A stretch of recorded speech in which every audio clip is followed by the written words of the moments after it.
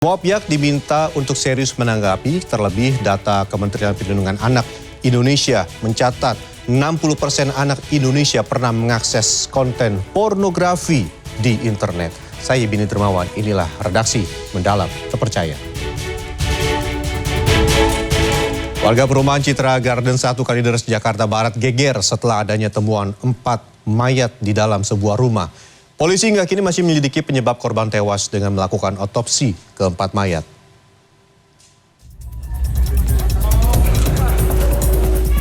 Penemuan 4 mayat di perumahan Citra Garden 1 Extension Kalideres, Jakarta Barat pada Kamis malam masih menjadi misteri.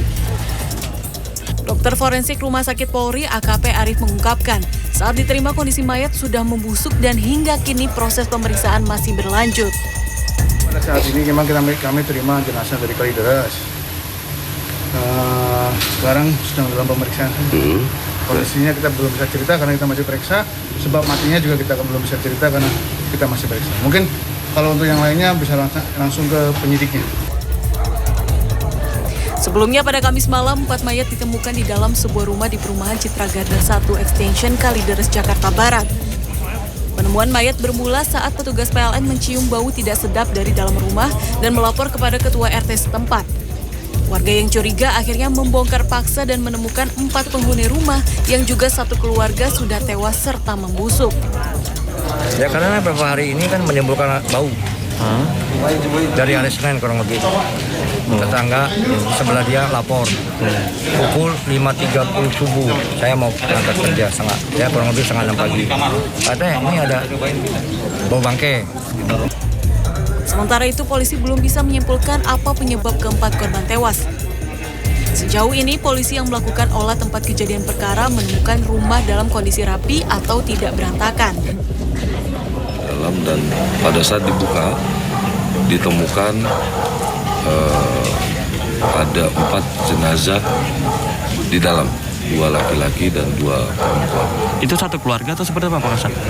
Menurut informasi dari masyarakat, mereka satu keluarga. Di tempat kejadian perkara, polisi juga menyita sejumlah barang bukti berupa baju korban, telepon seluler, buku rekening, dan buku catatan.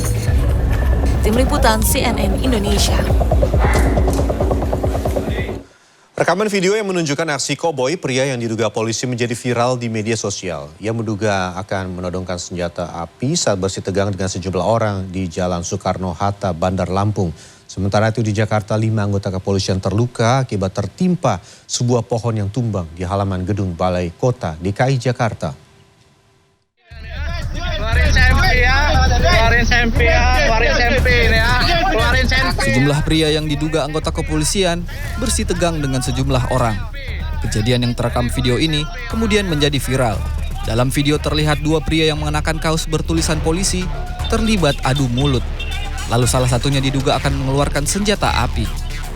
Keributan ini disebut terjadi di Jalan Soekarno-Hatta, Kelurahan Wedadi Baru, Kecamatan Sukarame, Bandar Lampung, Selasa petang. Peristiwa itu juga dilihat sejumlah warga yang berada tidak jauh dari lokasi. Kepolisian daerah Lampung masih menyelidiki peristiwa ini. Tonjok-tonjokan enggak, mendorong-dorongan aja. Oh, tapi kita lihat sempat ada kaos bertuliskan polisi ya Bang? Ya kalau dari sini kelihatannya seperti itu.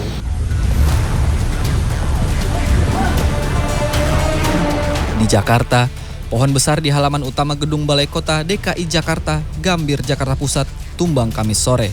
Sedikitnya 50 unit kendaraan roda 2 yang diparkir di bawahnya rusak akibat tertimpa batang pohon. Selain itu, sejumlah petugas kepolisian yang berada di lokasi yang sedang beristirahat setelah mengawal demo buruh ikut menjadi korban.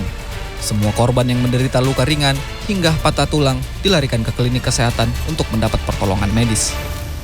Pohon dengan ketinggian mencapai 25 meter dan diameter 50 cm itu tumbang saat hujan deras disertai angin kencang melanda ibu kota. Sekitar 5-8 orang. 5-8 orang ya Pak. Kondisinya gimana? Salah satu orang sih jari-jari tangannya patah. Darah, cuman udah dibawa tadi udah ditangani pakai ambulan. Petugas pemadam kebakaran sektor Gambir diterjunkan ke lokasi untuk memotong pohon yang tumbang. Tim Liputan CNN Indonesia.